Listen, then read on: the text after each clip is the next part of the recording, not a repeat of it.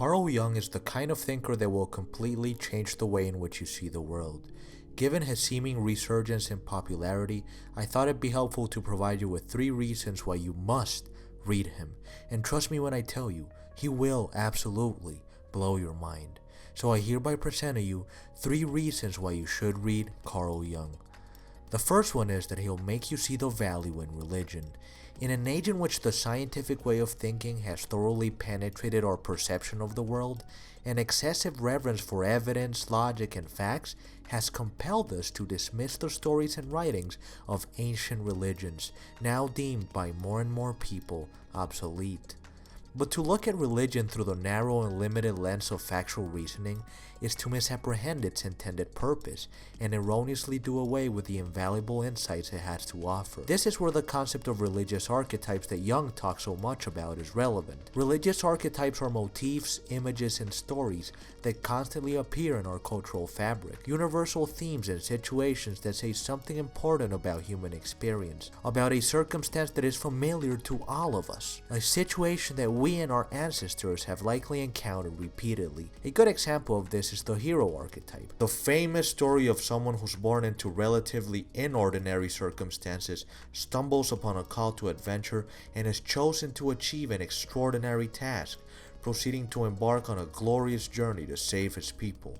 You can see this narrative structure, for instance, in the story of Moses, where after having fled Egypt for 40 years, God appears before him in the form of a flaming bush and imposes on him a duty, a mission to save the Hebrew people from slavery in Egypt and take them to the promised land, which he eventually ends up achieving after opening up the Red Sea and miraculously crossing it. The point of the story is not for you to believe it literally, that Moses literally heard God's voice through a flaming bush, at least not according to Jung, and that the Hebrews literally walked across the Red Sea. The point of the story, Jung would say, is its underlying narrative structure. Just think about the countless situations we witness in real life that resemble what Moses went through psychologically. Here's a couple. The captain of the football team who single-handedly carries his team forward amidst defeat. Or the altruistic leader who faces political injustice head-on and frees his people from apartheid and segregation. Again, these people might have not crossed the Red Sea physically, but they did so psychologically. The subjective experience that they had of having an obstacle, being scared to face it, achieving a gargantuan task, and saving your people, that subjective experience is fundamentally the same. The hero myth is just one of many religious archetypes that, more than being stories of historical and mythological figures, are mirrors through which we can see ourselves. The second reason why you should read Carl Jung is that he reminds us about the importance of the unconscious. Keeping in mind the swift trend towards rational thinking in recent decades, Carl Jung reminds us that this faculty of rational thought is only the tip of the iceberg, and that most of our lives are determined by unconscious processes. Our minds are incredibly complex apparatus. The sheer amount of information that we need to process every moment would be impossible to deal with at a conscious level. Just think for a second about the incredible amount of things that you do every day that you do not consciously think about. Well, for one, you breathe. You probably have the same breakfast every morning with the same cup of coffee.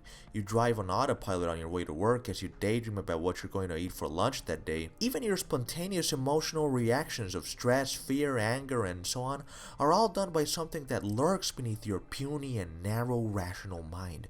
Something more substantial. Our unconscious is host to all sorts of guests, forgotten memories from our past, instinctual drives, biological impulses, and a myriad primal forces. These primitive elements and emotions of man yearn to be channeled and expressed. This is the reason why many ancient tribes carried out all kinds of cathartic rituals that appear strange to the civilized person. The modern man, with his 9-to-5 cubicle job and his keep emotions to yourself ethos, is left lacking a way to deal with these underlying emotional tides. One can only lead a full and satisfying life by deciding to bring these elements from the dark depths of the unconscious into the shining and transmuting light of consciousness. The third reason why you should read Carl Jung is that he will make you reconsider your epistemology entirely. It's best to illustrate this following point with an example from the famous German mathematician Carl Friedrich Gauss. When speaking of a mathematical discovery he once made, he said he did not make it through, quote, painstaking research, but by the grace of God, so to speak. The riddle solved itself as lightning strikes, and I myself cannot tell or show the connection between what I knew before, what I last used to experiment with, and what produced the final success.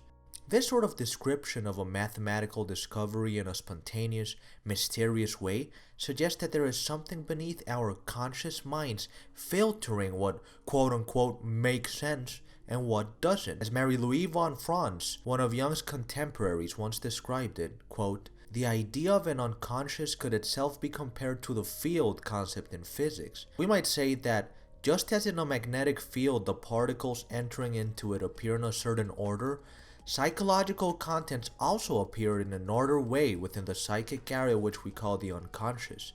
If we call something quote-unquote rational and meaningful in our conscious mind and accept it as a satisfactory explanation of things, it is probably due to the fact that our conscious explanation is in harmony with some preconscious constellation of contents in our unconscious, unquote. If this is true, it has enormous epistemological implications.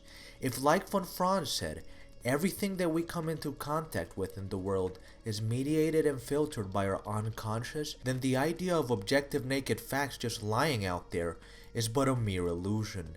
Everything we perceive has already been processed by the unconscious and handed to us ordered and modified. We cannot transcend this filter and hence cannot experience bare reality as such. Anyway guys, this is it for today. I hope you enjoyed the video. Make sure to like, subscribe, and comment to let me know what your thoughts are.